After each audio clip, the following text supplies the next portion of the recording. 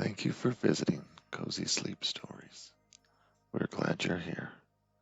Today's cozy story is another mystery of Sherlock Holmes. So get yourself cozy, pull up the blanket, and listen to The Adventure of the Sussex Vampire by Arthur Conan Doyle.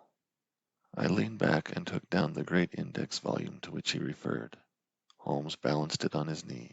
His eyes moved slowly and lovingly over the record of old cases, mixed with the accumulated information of a lifetime. Voyage of the Gloria Scott, he read. That was a bad business. I have some recollection you made a record of it, Watson, though I was unable to congratulate you upon the result. Victor Lynch, the forger. Venomous lizard or Gila. Remarkable case that. Vittoria, the circus belle. Vanderbilt and the yeggman. Vipers. Vigor, the hammersmith wonder. Hello, hello, good old index. You can't beat it. Listen to this, Watson. Vampirism in Hungary, and again, vampires in Transylvania. He turned over the pages with eagerness, but after a short, intent perusal, he threw down the great book with a snarl of disappointment. Rubbish, Watson, rubbish. What have we to do with walking corpses who can only be held in their grave by stakes driven through their hearts? It's pure lunacy. But surely, said I, the vampire was not necessarily a dead man. A living person might have the habit. I have read, for example, of the old sucking the blood of the young in order to retain their youth. You are right, Watson. It mentions the legend in one of these references. But are we to give serious attention to such things? This agency stands flat-footed upon the ground, and there it must remain. The world is big enough for us. No ghost need apply. I fear we cannot take Mr. Robert Fergusson very seriously. Possibly this note may be from him, and may throw some light upon what is worrying him. He took up a second letter which had been laying unnoticed on the table while he had been absorbed with the first. Then he began to read with a smile of amusement upon his face, which gradually faded away into an expression of intense interest and concentration. When he had finished, he sat for some little time lost in thought with the letter dangling from his fingers. Finally, with a start, he aroused himself from his reverie. Cheeseman's Lamberley. Where is Lamberley, Watson? It is in Sussex, south of Horsham. Not very far, eh? And Cheeseman's? I know that country, Holmes. It is full of old houses which are named after the men who built them centuries ago. You get Audleys and Harveys and Carringtons. The folk are forgotten, but their names live in their houses. Precisely, said Holmes coldly. It was one of the peculiarities of his proud, self-contained nature that though he docketed any fresh information very quietly and accurately in his brain, he seldom made any acknowledgment to the giver. I rather fancy we shall know a good deal more about Cheeseman's Lamberley before we are through. The letter is, as I had hoped, from Robert Fergusson. By the way, he claims acquaintance with you. With me? You had better read it. He handed the letter across. It was headed with the address quoted. Dear Mr. Holmes, it said, I have been recommended to you by my lawyers, but indeed the matter is so extraordinarily delicate it is most difficult to discuss. It concerns a friend for whom I am acting. The gentleman married some 5 years ago a Peruvian lady, the daughter of a Peruvian merchant whom he had met in connection with the importation of nitrates. The lady was very beautiful, but the fact of her foreign birth and of her alien religion always caused a separation of interest and feelings between husband and wife. So after a time his love may have cooled towards her, and he may have come to regard their union as a mistake.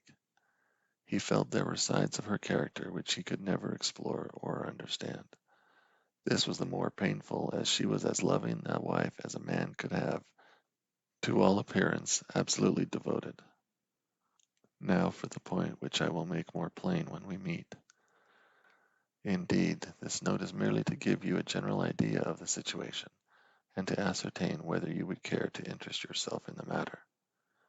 The lady began to show some curious traits quite alien to her ordinarily sweet and gentle disposition. The gentleman had been married twice, and he had one son by the first wife. This boy was now 15, a very charming and affectionate youth, though unhappily injured through an accident in childhood. Twice the wife was caught in the act of assaulting this poor lad in the most unprovoked way. Once she struck him with a stick and left a great weal on his arm. This was a small matter, however, compared with her conduct to her own child, a dear boy just under 1 year of age. On one occasion, about a month ago, this child had been left by its nurse for a few minutes. A loud cry from the baby, as of pain, called the nurse back. As she ran into the room, she saw her employer, the lady, leaning over the baby and apparently biting his neck. There was a small wound in the neck from which a stream of blood had escaped. The nurse was so horrified she wished to call the husband, but the lady implored her not to do so, and actually gave her £5 as a price for her silence. No explanation was ever given, and for the moment the matter was passed over. It left, however, a terrible impression upon the nurse's mind, and from that time she began to watch her mistress closely, and to keep a closer guard upon the baby, whom she tenderly loved. It seemed to her, even as she watched the mother, so the mother watched her, and every time she was compelled to leave the baby alone, the mother was waiting to get at it. Day and night the nurse covered the child, and day and night the silent, watchful mother seemed to be lying in wait as a wolf waits for a lamb. It must read most incredible to you, and yet I beg you to take it seriously, for a child's life and a man's sanity may depend upon it. At last there came one dreadful day when the facts could no longer be concealed from the husband. The nurse's nerve had given way, she could stand the strain no longer, and she made a clean breast of it all to the man. To him it seemed as wild a tale as it may now seem to you. He knew his wife to be a loving wife, and, save for the assaults upon her stepson, a loving mother. Why, then, should she wound her own dear little baby? He told the nurse she was dreaming. Her suspicions were those of a lunatic, and such libels upon her mistress were not to be tolerated. While they were talking, a sudden cry of pain was heard. Nurse and master rushed together to the nursery. Imagine his feelings, Mr. Holmes, as he saw his wife rise from a kneeling position beside the cot, and saw blood upon the child's exposed neck and upon the sheet. With a cry of horror, he turned his wife's face to the light, and saw blood all round her lips. It was she beyond all question, who had drunk the poor baby's blood. So the matter stands. She is now confined to her room. There has been no explanation. The husband is half demented. He knows, and I know, little of vampirism beyond the name. We had thought it was some wild tale of foreign parts, and yet here in the very heart of the English Sussex, well, all this can be discussed with you in the morning. Will you see me? Will you use your great powers in aiding a distracted man? If so, kindly wire to Ferguson, Cheeseman's, Lamberley, and I will be at your room by 10 o'clock. Yours faithfully, Robert Ferguson. P.S. I believe your friend Watson played rugby for Blackheath when I was 3/4 for Richmond. It is the only personal introduction which I can give. Of course I remembered him, said I, as I laid down the letter. Big Bob Ferguson, the finest 3/4 Richmond ever had. He was always a good-natured chap. It's like him to be so concerned over a friend's case. Holmes looked at me thoughtfully and shook his head. I never get your limits, Watson, said he. There are unexplored possibilities about you. Take a wire down like a good fellow. We'll examine your case with pleasure. Your case? We must not let him think this agency is a home for the weak-minded. Of course it is his case. Send him that wire, and let the matter rest till morning. Promptly at 10 o'clock next morning, Ferguson strode into our room. I had remembered him as a long, slab-sided man with loose limbs and a fine turn of speed which had carried him round many an opposing back. There is surely nothing in life more painful than to meet the wreck of a fine athlete whom one has known in his prime. His great frame had fallen, his flaxen hair was scanty, and his shoulders were bowed. I fear I roused corresponding emotions in him. "Hullo, Watson," said he, and his voice was still deep and hearty. "You don't look quite the man you did when I threw you over the ropes into the crowd at the old deer park.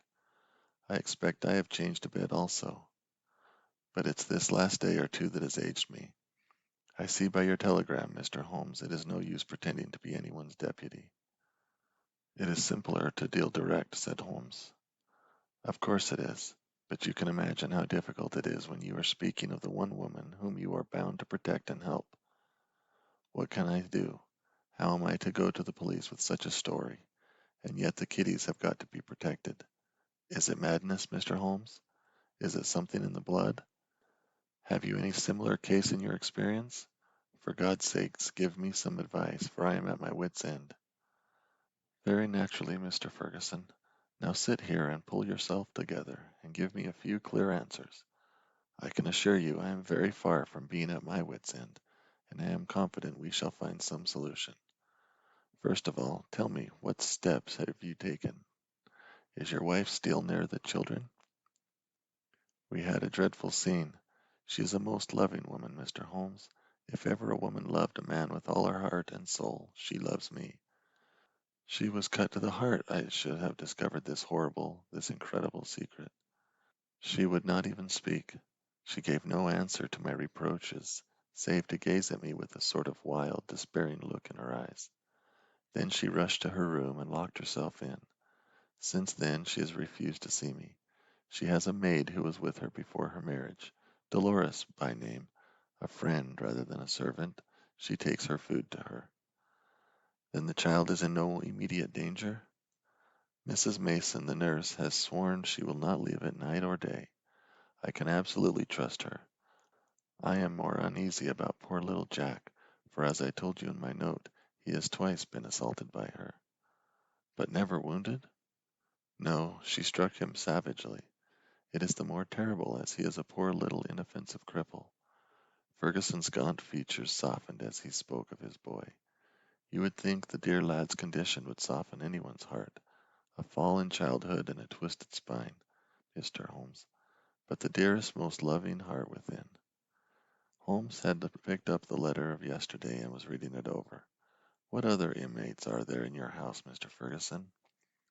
"Two servants who have not long been with us, one stable hand, Michael, who sleeps in the house, my wife, myself, my boy Jack, baby Dolores, and Mrs. Mason. That is all.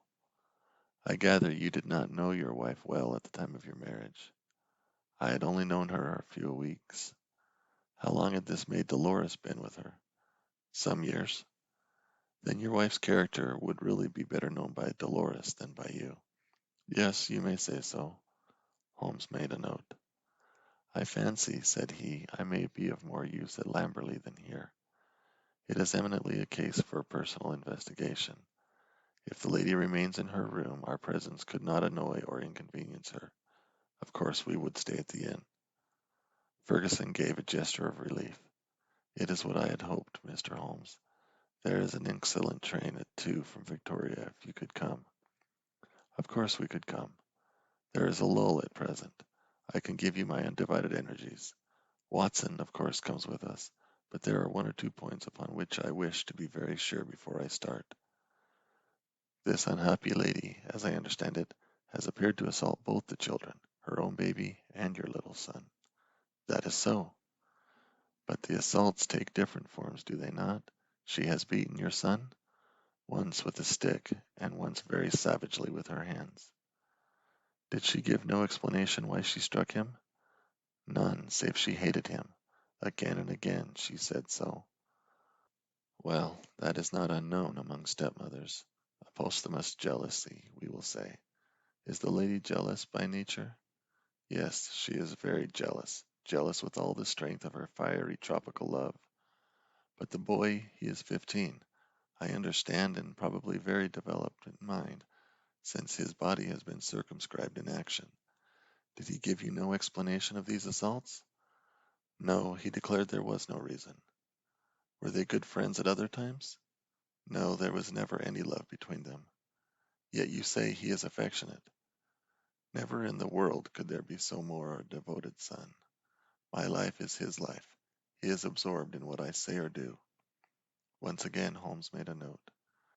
For some time he sat lost in thought. No doubt you and the boy were great comrades before this second marriage. You were thrown very close together, were you not? Very much so. And the boy, having so affectionate a nature, was devoted, no doubt, to the memory of his mother. Most devoted.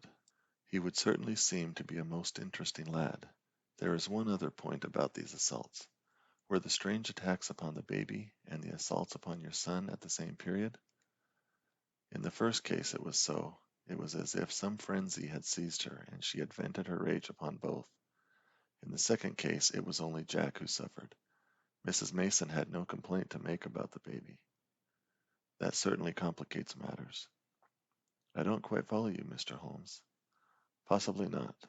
One forms provisional theories and waits for time or fuller knowledge to explode them. A bad habit, Mr. Ferguson, but human nature is weak. I fear your old friend here has given an exaggerated view of my scientific methods. However, I will only say at the present stage your problem does not appear to me to be insoluble, and you may expect to find us at Victoria at 2 o'clock. It was evening of a dull, foggy November day, when, having left our bags at the Chequers Lamberley, we drove through the Sussex clay of a long winding lane, and finally reached the isolated and ancient farmhouse in which Ferguson dwelt. It was a large, straggling building, very old in the centre, very new at the wings, with towering Tudor chimneys and a lichen-spotted, high-pitched roof of Horsham slabs. The doorsteps were worn into curves, and the ancient tiles which lined the porch were marked with the rebus of a cheese and a man after the original builder. Within, the ceilings were corrugated with heavy oaken beams, and the uneven floors sagged into sharp curves. An odor of age and decay pervaded the whole crumbling building. There was one very large central room into which Ferguson led us. Here, in a huge old-fashioned fireplace with an iron screen behind it dated 1670, there blazed and sputtered a splendid log fire. The room, as I gazed around, was a most singular mixture of dates and places. The half-panelled walls may well have belonged to the original yeoman farmer of the 17th century.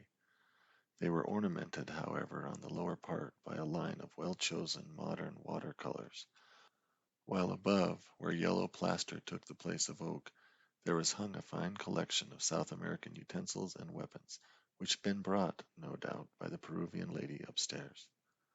Holmes rose, with that quick curiosity which sprang from his eager mind, and examined them with some care. He returned with his eyes full of thought. "Hullo!" he cried. "Hullo!" A spaniel had lain in a basket in the corner. It came slowly forward towards its master, walking with difficulty. Its hind legs moved irregularly, and its tail was on the ground. It licked Ferguson's hand. "What is it, Mr. Holmes?" "The dog. What's the matter with it?" That's what puzzled the vet. A sort of paralysis. Spinal meningitis, he thought. But it is passing. He'll be all right soon, won't you, Carlo? A shiver of assent passed through the dog's drooping tail. The dog's mournful eyes passed from one of us to the other. He knew we were discussing his case. Did it come on suddenly? In a single night? How long ago? It may have been 4 months ago. Very remarkable. Very suggestive. What do you see in it, Mr. Holmes? A confirmation of what I had already thought. For God's sakes, what do you think, Mr. Holmes? It may be a mere intellectual puzzle to you, but it is life and death to me. My wife, a would-be murderer, my child in constant danger. Don't play with me, Mr. Holmes. It is too terribly serious. The big Rugby three-quarter was trembling all over. Holmes put his hand soothingly upon his arm. "I fear there is pain for you, Mr. Ferguson, whatever the solution may be," said he. "I would spare you all I can. I cannot say more for the instant, but before I leave this house I hope I may have something definite. Please God you may. If you will excuse me, gentlemen, I will go up to my wife's room and see if there has been any change." He was away some minutes, during which Holmes resumed his examination of the curiosities upon the wall. When our host returned, it was clear from his downcast face that he had made no progress. He brought with him a tall, slim, brown-faced girl. "The tea is ready, Dolores," said Ferguson. See, your mistress has everything she can wish. She vera ill, cried the girl, looking with indignant eyes at her master. She no ask for food. She vera ill. She need doctor. I frightened stay alone with her without doctor. Ferguson looked at me with a question in his eyes. I should be so glad if I could be of use. Would your mistress see Dr. Watson? I take him. I no ask leave. She needs doctor. Then I'll come with you at once. I followed the girl, who was quivering with strong emotion, up the staircase and down an ancient corridor. At the end was an iron-clamped and massive door. It struck me as I looked at it, if Ferguson tried to force his way to his wife, he would find it no easy matter. The girl drew a key from her pocket, and the heavy oaken planks creaked upon their old hinges. I passed in, and she swiftly followed, fastening the door behind her. On the bed a woman was lying, who was clearly in a high fever. She was only half conscious, but as I entered she raised a pair of frightened but beautiful eyes, and glared at me in apprehension. Seeing a stranger, she appeared to be relieved and sank back with a sigh upon the pillow. I stepped up to her with a few reassuring words, and she lay still while I took her pulse and temperature. Both were high, and yet my impression was the condition was rather that of mental and nervous excitement than that of any actual seizure. She lie like that one day, 2 day, I afraid she die, said the girl.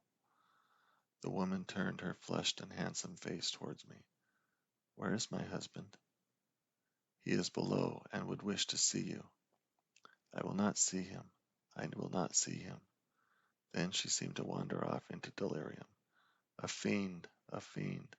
Oh, what shall I do with this devil? Can I help you in any way? No, no one can help. It is finished. All is destroyed. Do what I will, all is destroyed. The woman must have had some strange delusion. I could not see honest Bob Ferguson in the character of fiend or devil. Madam, I said, your husband loves you dearly. He is deeply grieved at this happening. Again she turned on me those glorious eyes. He loves me? Yes. But do I not love him? Do I not love him, even to sacrifice myself rather than break his dear heart? That is how I love him. And yet he could think of me, he could speak of me so. He is full of grief, but he cannot understand. No, he cannot understand, but he should trust. Will you not see him? I suggested. No, no, I cannot forget those terrible words nor the look upon his face. I will not see him. Go now. You can do nothing for me. Tell him only one thing. I want my child. I have a right to my child. That is the only message I can send him. She turned her face to the wall and would say no more. I returned to the room downstairs where Ferguson and Holmes still sat by the fire. Ferguson listened moodily to my account of the interview. How can I send her the child? He said. How do I know what strange impulse might come upon her?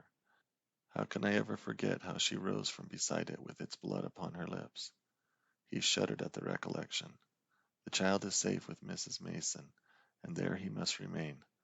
A smart maid, the only modern thing which we had seen in the house, had brought in some tea. As she was serving it, the door opened, and a youth entered the room. He was a remarkable lad, pale-faced and fair-haired, with excitable light, blue eyes which blazed into a sudden flame of emotion and joy as they rested upon his father. He rushed forward and threw his arms round his neck with the abandon of a loving girl. "Oh, Daddy," he cried, "I did not know you were due yet. I should have been here to meet you. Oh, I'm so glad to see you." Ferguson gently disengaged himself from the embrace with some little show of embarrassment.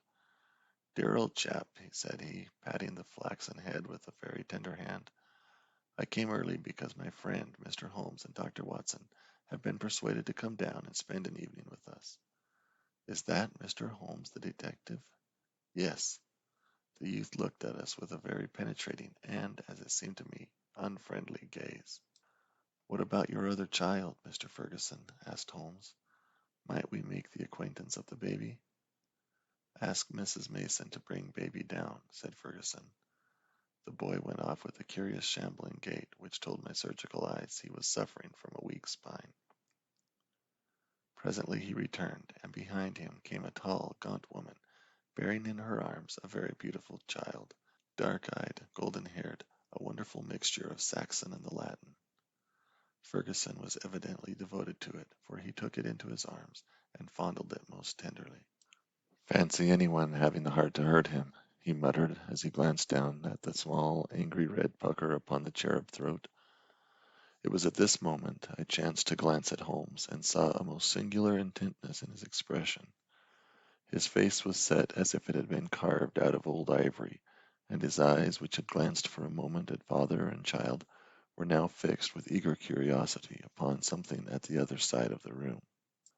Following his gaze, I could only guess he was looking out through the window at the melancholy, dripping garden. It is true a shutter had half closed outside and obstructed the view, but none the less it was certainly at the window Holmes was fixing his concentrated attention. Then he smiled, and his eyes came back to the baby. On its chubby neck there was this small puckered mark. Without speaking, Holmes examined it with care.